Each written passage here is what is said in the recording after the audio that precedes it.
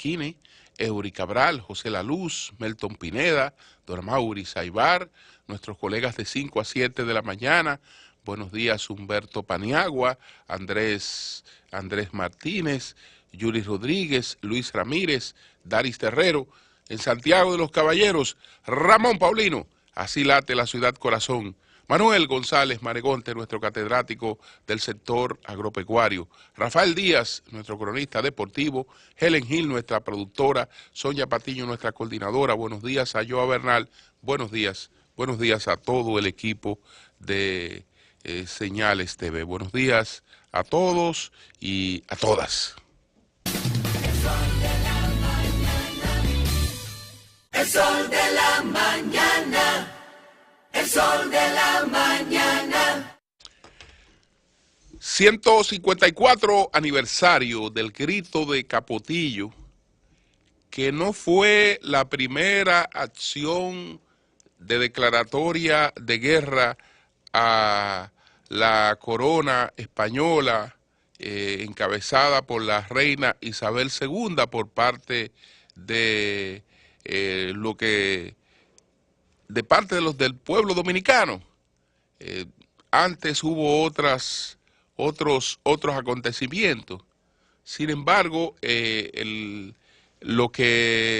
la simbología de Capotillo, es sin duda alguna la referencia para marcar el inicio de la guerra restauradora.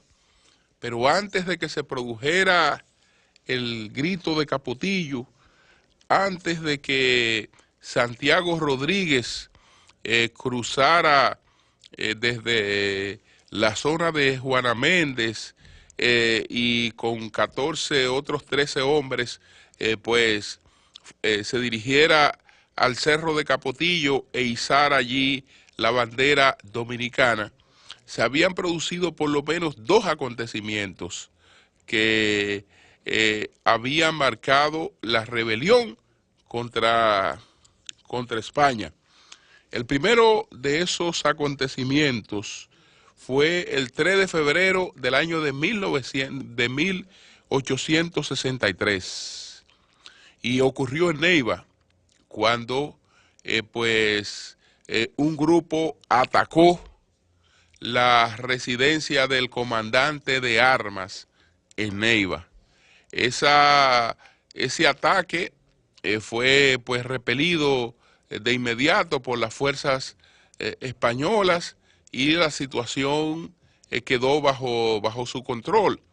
Y aparentemente este ataque no estaba conectado con las acciones secretas que llevaba desde hace tiempo Santiago Rodríguez para hacer la guerra contra España, que ya había coordinado en casi todo el Cibao la declaratoria de guerra contra España de manera secreta. Entonces, después de este ataque que se produjo en Neiva, también fue el ataque de Santiago, que este fue el 21 de febrero del año de 1863, por razones de que se descubrió el movimiento de Santiago Rodríguez, y entonces ahí eso precipitó la declaratoria de guerra, y Santiago desde el 21 de febrero de 1863 se declaró en guerra contra España. El movimiento en principio estaba siendo preparado para el 27 de febrero. Se descubre antes y se produce entonces lo que ocurrió en Santiago el 21 de febrero del año de 1863. Pero el 16 de agosto del año de 1863, que es lo que estamos conmemorando el 154 aniversario, se produce el grito de Capotillo, donde 14 hombres, a la cabeza de los cuales estaba Santiago Rodríguez, en el Cerro de Capotillo, colocan la bandera tricolor. Y ese es el punto de partida de la guerra restauradora, aunque hubo los dos acontecimientos a los que me referí anteriormente. Entonces la guerra restauradora es el producto de dos situaciones, básicamente, porque los acontecimientos históricos siempre son el producto de un conjunto de factores. Nunca es un solo factor el que lleva a un acontecimiento histórico, sino son dos, o tres o más. Y en este caso, los dos factores más fuertes, el primero era que la población dominicana, que había logrado 17 años atrás la separación frente a Haití, en principio, pues muchos creyeron que el país solo buscaba la separación de Haití y que podía fácilmente convivir con una potencia como España por razones culturales. Nuestra cultura estaba muy afincada también en la hispanidad, pero cuando España llega al país se encuentra con que no es tan hispano el país donde se hablaba español, pero ya no era tan hispano. Ni siquiera eran tan hispanos los criollos, que los criollos son los propios españoles, pero criados allá. Entonces esos son los criollos. Ni siquiera los criollos ya eran tan hispanos, porque ya habían desarrollado diferencias con la cultura española. Entonces eso alimenta un ánimo de rebeldía entre los criollos, pero también alimenta el ánimo de rebeldía el hecho de que una potencia esclavista estuviera aquí, porque en la población de color reinaba el temor del restablecimiento de la esclavitud. Entonces eso se combinó con una alianza con Haití.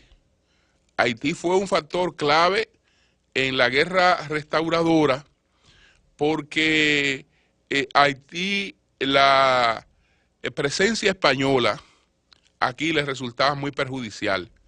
Una de las razones por las que le perjudicaba era porque cuando los españoles llegaron a la isla, se encontraron con que los haitianos habían avanzado sobre el límite fronterizo que una vez pactaron en Aranjuez, España y Francia. Y entonces habían poblaciones haitianas más allá o más acá de lo que estaba establecido en el Tratado de Aranjuez. Los españoles empezaron de inmediato a empujar esa parte de población haitiana hacia los límites de Aranjuez. Y Haití siempre temió de la posibilidad de un mayor avance de España y hasta de una propia invasión de la potencia española. Por eso, apoyó a los patriotas dominicanos en el desarrollo de la gesta restauradora, que fue más integradora incluso que la propia guerra de independencia. La guerra restauradora fue una guerra de un alcance popular que no lo tuvo la guerra de independencia dominicana, porque todavía cuando Núñez de Cáceres lo hace primero en el 1821, y cuando Duarte, ambos españoles, porque tanto era español de origen Duarte como lo era Núñez de Cáceres, ambos intentan un proyecto de independencia, un proyecto de separación que no alcanzaba a ser comprendido por la mayoría del pueblo dominicano. Para la mayoría del pueblo dominicano, tanto Duarte como Núñez de Cáceres eran unos españolitos que buscaban dominar esta parte de la isla para el restablecimiento de la esclavitud. Y aunque no estuvo en el propósito de ninguno de los dos, esa idea primó, y por eso el acontecimiento de 1844 no tuvo nunca el alcance, la profundidad ni la popularidad de la guerra restauradora en todo lo que esta guerra logró de participación. Entonces es uno de las grandes epopeyas del pueblo dominicano, sin duda alguna, la guerra restauradora, de la que conmemoramos en el día de ayer el 154 aniversario, por lo menos del hecho simbólico que la ha marcado, que es el grito de Capotillo.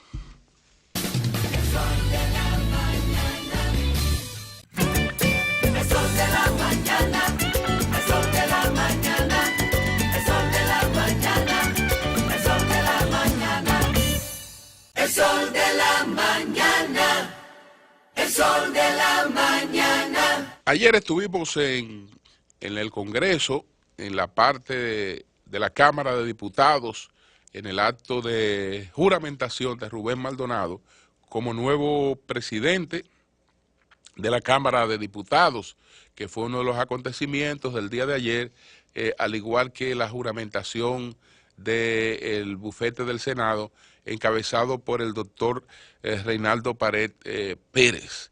La novedad, desde luego, estaba en la Cámara de Diputados, porque en el Senado se mantiene en la presidencia Reinaldo Pared Pérez, que el Comité Político del PLD, en el caso del Senado de la República, no estableció el tipo de acuerdo que se estableció con relación a la Cámara de Diputados y que se cumplió en el día de ayer.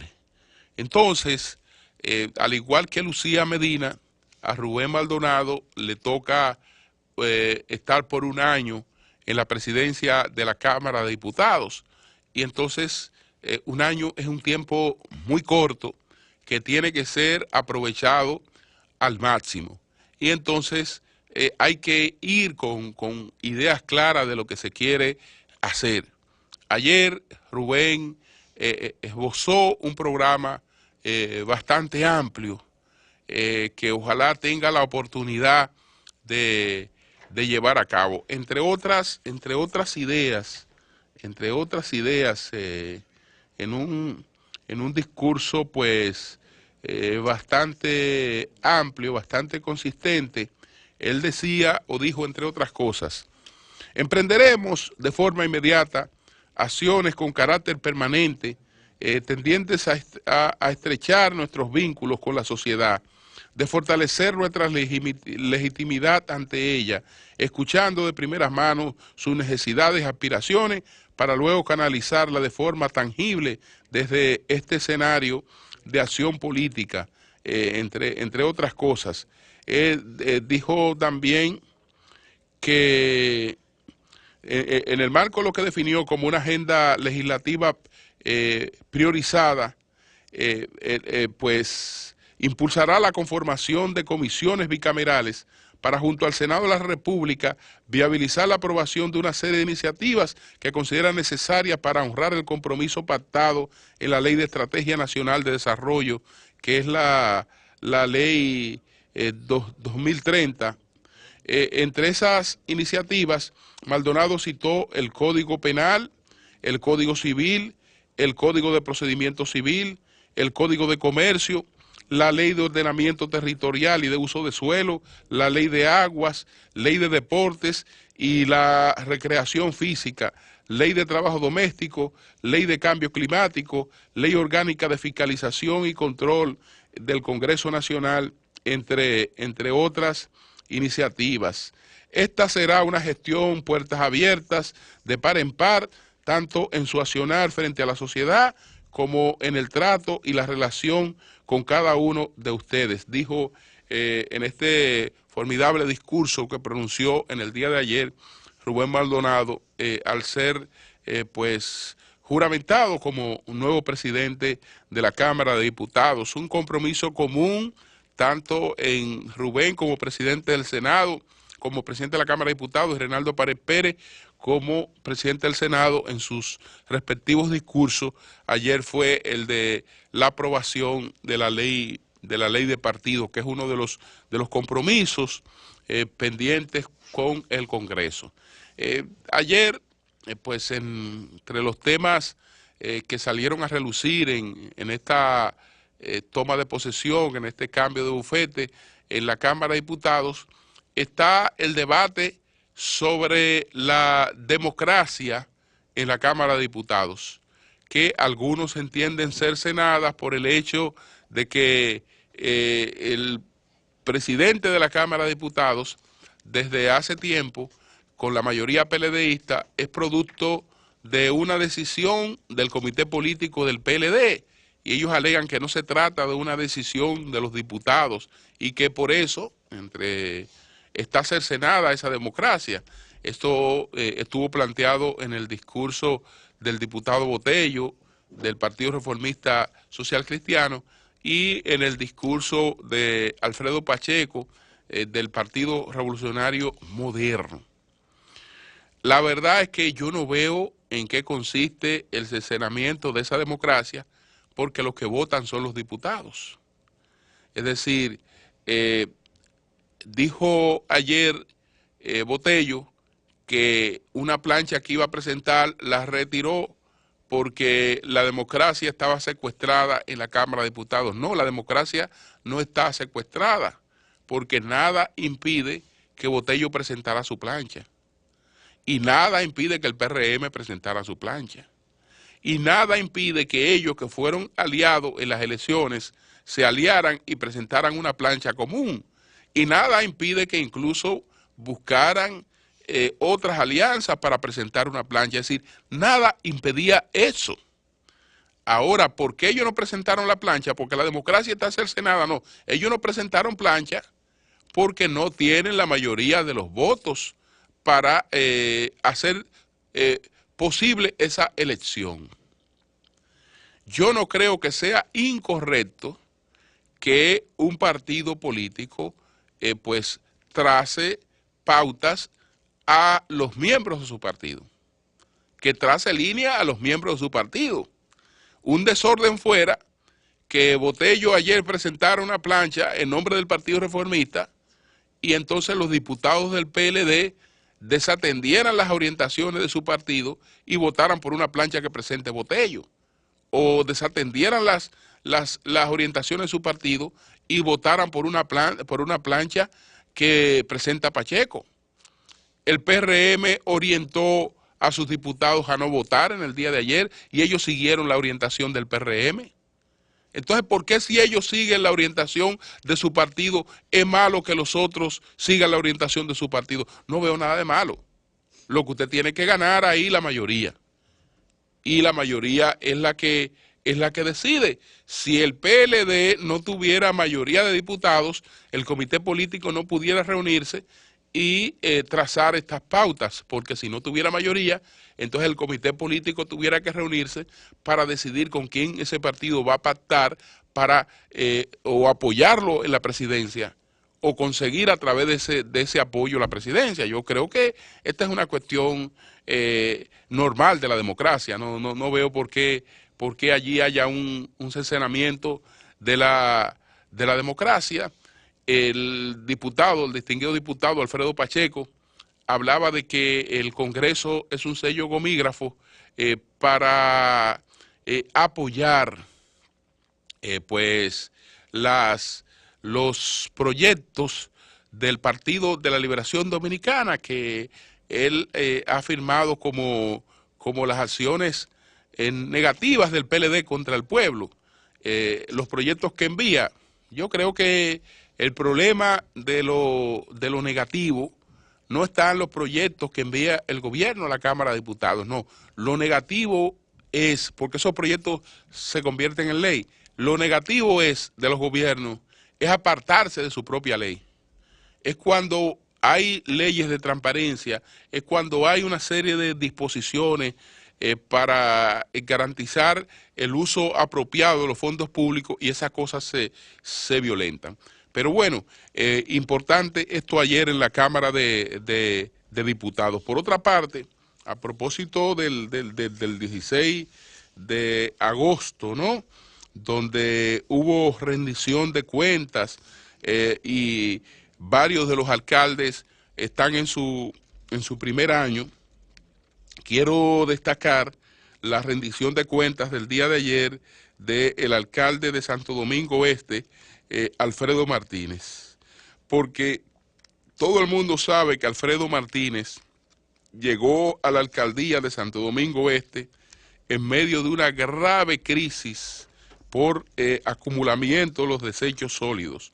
Llegó Alfredo Martínez con un programa que en su momento fue un programa muy exitoso, implementado por el alcalde Juan de los Santos, que era el programa Limpia, que al momento de Alfredo Martínez llegar a la alcaldía, pues Limpia había colapsado. Incluso el equipamiento, no había la posibilidad de restablecerlo en lo inmediato. Y entonces todos los recolectores,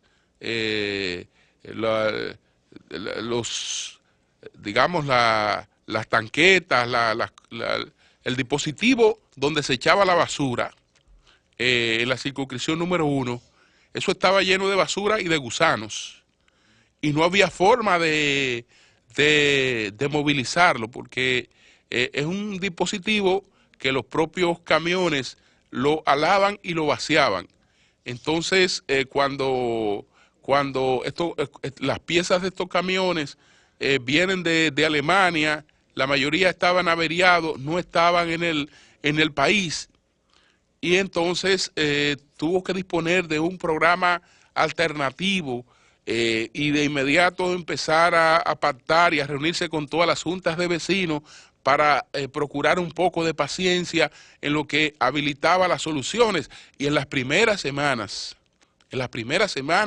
realmente fueron unas semanas de crisis, de una situación muy crítica en la cuestión esta de la recogida de los desechos sólidos, que después fue superando hasta hacer desaparecer ese problema como tal. Ya eso pues dejó de ser en meses una crisis en Santo Domingo Este, y se convirtió en una de las demostraciones de gerencia y de eficiencia del alcalde Alfredo Martínez.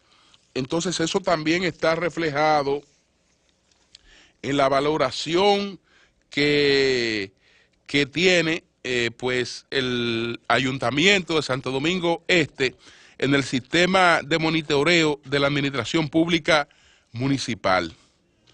El Ayuntamiento de Santo Domingo Este en el SISMAS está en el primer lugar.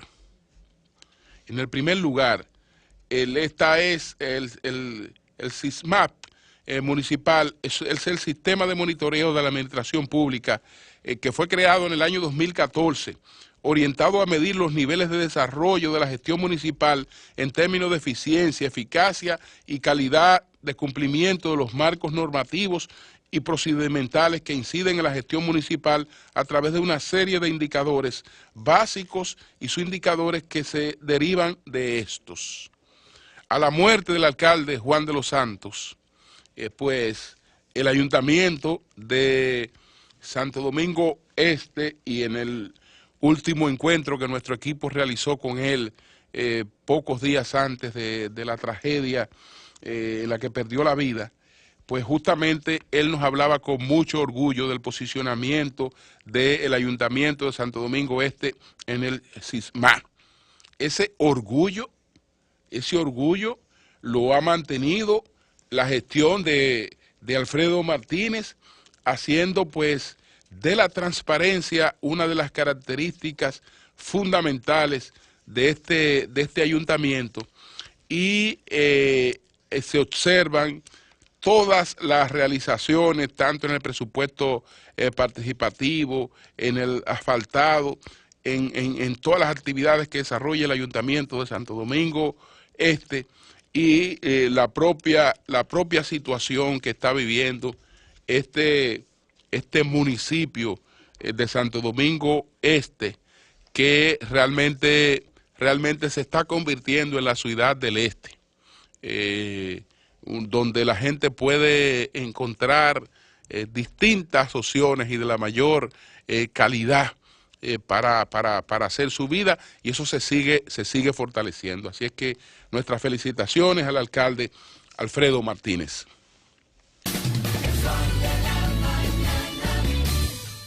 El sol de la mañana, el sol de la mañana. Lo que contribuimos, lo que pusimos todo nuestro empeño en que Danilo Medina pues llegara a coronarse como presidente de la República, tenemos motivos muy ostensibles para sentir orgullo de lo que ha ocurrido con Danilo Medina Sánchez en la presidencia de la República. Lo que ha aportado el gobierno de Danilo Medina ha sido pues de progreso, de prosperidad en casi todas las áreas.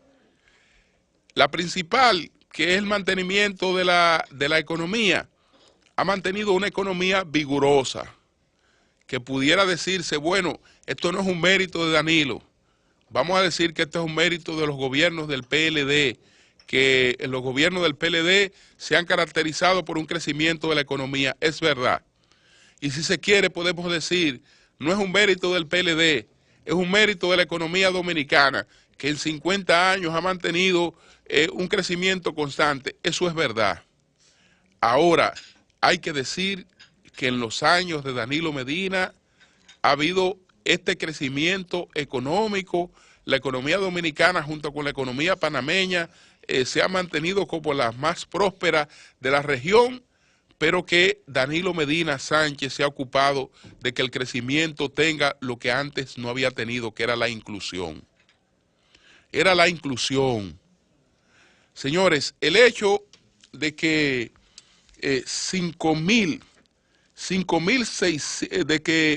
más de 5.672 pymes estén registradas como suplidora del Estado, es un acontecimiento que se llama oportunidad, que se llama inclusión. El hecho de que el 20% de todas las compras que realiza el Estado se haga a pequeñas y medianas empresas se llama inclusión. Se llama participación de sectores que antes solo veían pasar el crecimiento económico, pero no estaban integrados al crecimiento económico. El hecho de que cientos y cientos de profesionales de la ingeniería que solo tenían la oportunidad de trabajar como empleados de las grandes empresas se convirtieran, como se han convertido, en contratistas directos de obras del Estado, también se llama inclusión.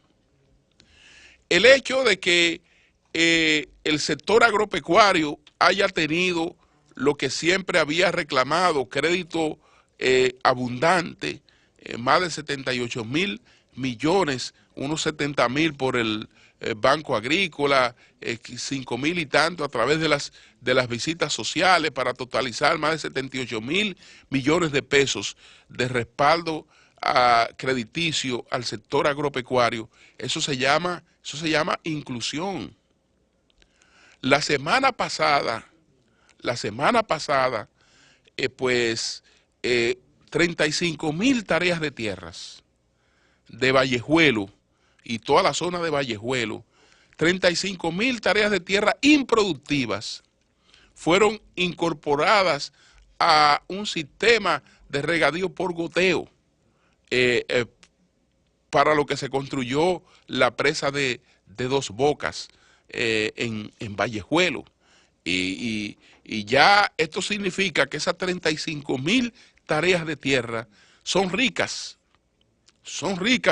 y enriquecen a sus propietarios por toda la capacidad que ahora tienen esas tierras de producción que antes no tenían. Todo eso es inclusión, todo eso es participación. Antes el sistema de viviendas populares por parte del gobierno siempre fue deficiente. En 50 años, 2.200 viviendas, sumando todas las acciones de Balaguer. 2.200 viviendas. Y un criterio politiquero para entregar esto, que era amigos, agente del partido, agente amiga, etcétera, etcétera. El gobierno de Danilo desarrolló una sinergia que varió ese panorama, y solamente en 2 proyectos del gobierno hay 35.000 viviendas, pero no viviendas comunes. No es llevar la gente a un aisladero a que viva por ahí sin integralidad. Estamos hablando de cuestiones con todos los servicios disponibles, incluyendo el del transporte. Y entonces son viviendas que están entre 900.000 y 2.4 millones de pesos. Eso es inclusión. La Barquita es inclusión. Boca de Cachón es inclusión. Domingo Sabio es inclusión. Es decir, es llamar gente marginada y dignificar su vida. Inclusión es también mostrar que el ciudadano común para un presidente tiene importancia. Y eso ha estado demostrado en las visitas sorpresas. Puede decirse, bueno, pero ven acá, esta gente a veces le hablan a uno de Suiza cuando le están hablando de crecimiento económico. Bueno, una muestra es Puerto Plata. Puerto Plata no está en Suiza. Puerto Plata no está en Suiza. Es decir, cuando este país está recibiendo 3.7 de cruceristas, cuando el turismo de crucero había colapsado, y ya ha recibido 3.7 millones de cruceristas, eso es prosperidad, eso es prosperidad económica. Cuando en Puerto Plata, que no está en Suiza, en temporada baja usted no consigue una habitación no consigue en temporada baja. Eso no está ocurriendo en Suiza. Cuando ese polo turístico ya tiene una avenida de circulación que le permite llegar a usted sin lo que usted tenía que ponerse a pasar todo el trabajo del mundo, casi 2 horas en Santiago, y cuando se logre pues la conexión con Navarrete, Puerto Plata, de 4 carriles, como está bastante avanzado, estamos hablando de un polo turístico realmente bien comunicado. Y eso es inclusión. Eso es inclusión. Y mire que no le estoy hablando del este porque al desarrollo turístico del este estamos acostumbrados. Estamos acostumbrados al extremo de que no nos sorprende que en este país, este año, cuando concluye este año, hay 82.000 habitaciones hoteleras disponibles. Señores, si eso no es crecimiento, no sé dónde puede hablarse de que no hay crecimiento. Desde luego, está las cosas que por otra parte tapan estas cosas. Este año de Danilo Medina fue un año terrible por el incremento de la percepción de corrupción y de impunidad agigantado por el caso Odebrecht. Fue un año malo también porque el descontrol migratorio se expresa también de manera muy palpable, y aunque las autoridades tratan de ocultarlo, el país percibe que no hay una respuesta adecuada al problema migratorio. Está por otra parte el problema de la criminalidad, con algunos subcapítulos como el problema de los feminicidios, etcétera. Es decir, que hay una serie de acontecimientos negativos que en cierta medida empañan todo este panorama de logros importantes del gobierno. Lo que hay que esperar es que ahora, que quedan 3 años por delante, y en estos 3 años lo único que tiene pendiente Danilo es trabajo, y ya se ha comprometido, y ojalá que así sea, porque yo incluso no estuve de acuerdo con la con la búsqueda de una reelección presidencial, no estuve de acuerdo, no fui un entusiasta. Ustedes recuerdan que cuando Danilo se postuló por primera vez como presidente de la República, yo recorrí el país con Eury Cabral, promoviendo sus aspiraciones. Esta vez no recorrí ningún lugar, fui a 2 o 3 actividades al final de la campaña, pero yo no tengo vocación de apoyo a la reelección porque sé todo de lo que ella ha sido causante. Y parte tal vez de algunas cosas negativas que puedan enfocarse de este gobierno tienen que ver con eso. Entonces, ya que no tendremos ese factor, yo creo que vamos a tener un mayor desarrollo institucional y un presidente dedicado de manera expresa a todas estas metas importantes que habrán de dejarle, sin duda alguna, un legado importante en la historia del país.